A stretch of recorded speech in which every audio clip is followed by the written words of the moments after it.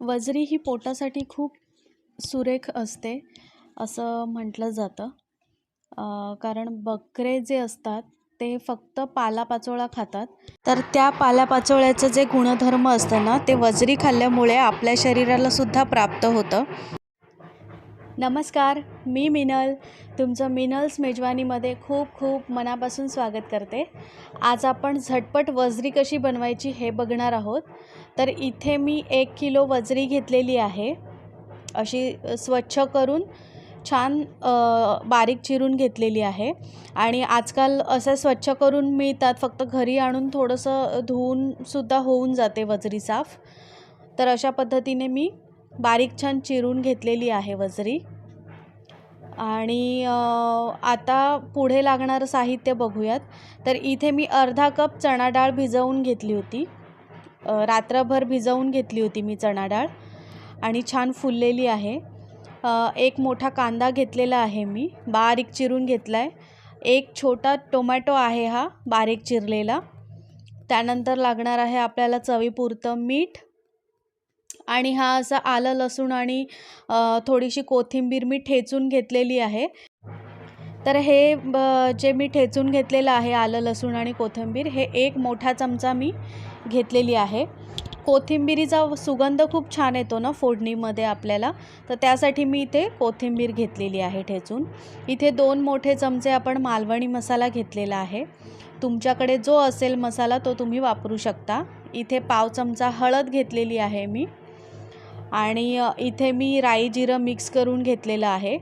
1 छोटा चमचा राई जिरं मिक्स करून घेतलं होतं मी. आणि इथे आपल्याला लागणार आहे 2 मोठे चमचे वाटण, जे मालवणी वाटण आहे. मटण चिकनसाठी जे आपण वापरतो ना, ते हे वाटण आहे.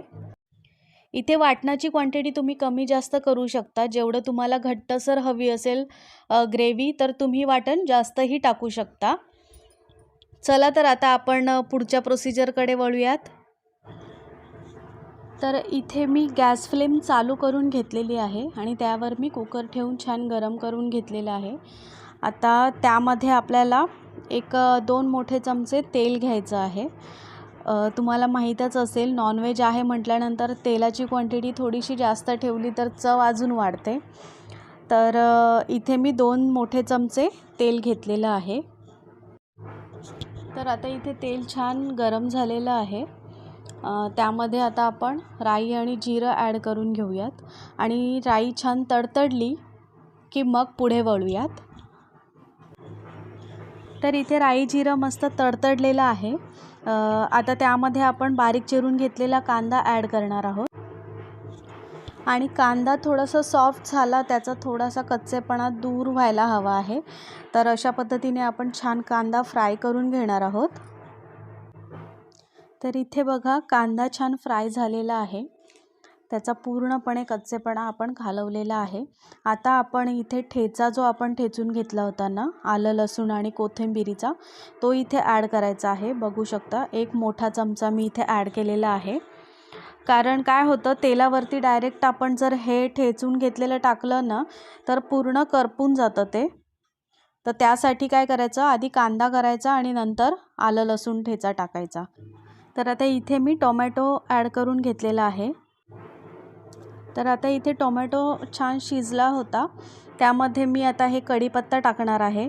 आणि हळदसुद्धा मी ॲड केली होती यामध्ये. आता आपण इथे मसाला घ्यायचा आहे, जो मालवणी मसाला आपण घेतला होता 2 मोठे चमचे. तर इथे मी ॲड केलेला आहे मालवणी मसाला. मसाला छान परतवून घ्यायचा तेलामध्ये. आणि आता त्यामध्ये आपण भिजवून घेतलेली जी डाळ होती ना, तर ती आता ॲड करणार आहोत. मसाला छान फ्राय व्हायला द्यायचा.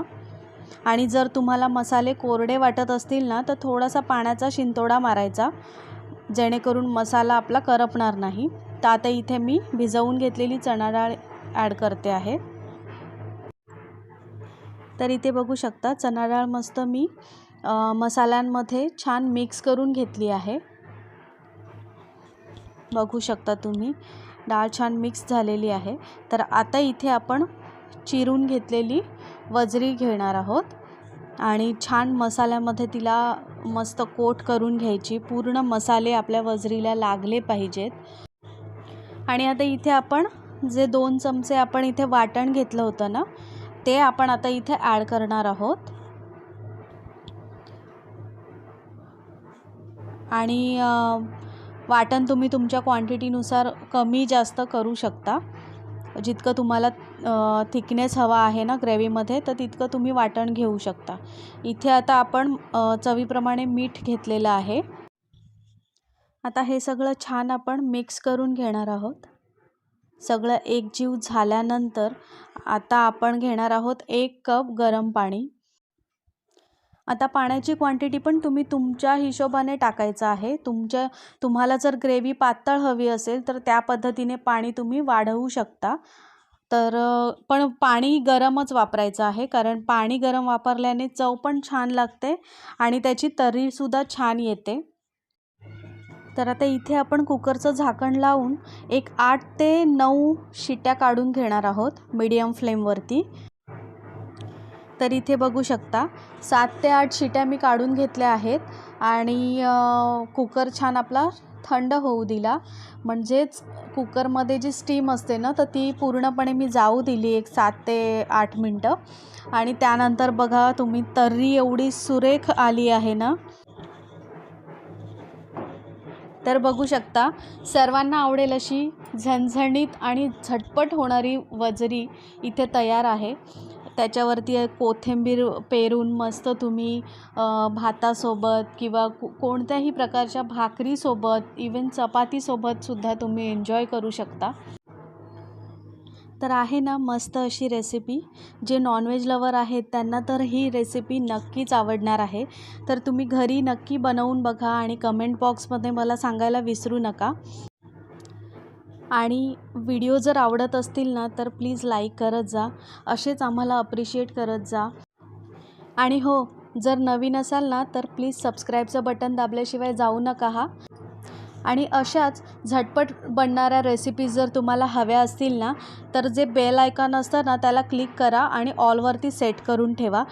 म्हणजे आम्ही आमच्या चॅनलवरती ज्या नवीन व्हिडिओ अपलोड करतो ना, त्याचं नोटिफिकेशन तुम्हाला झटपट मिळत राहील.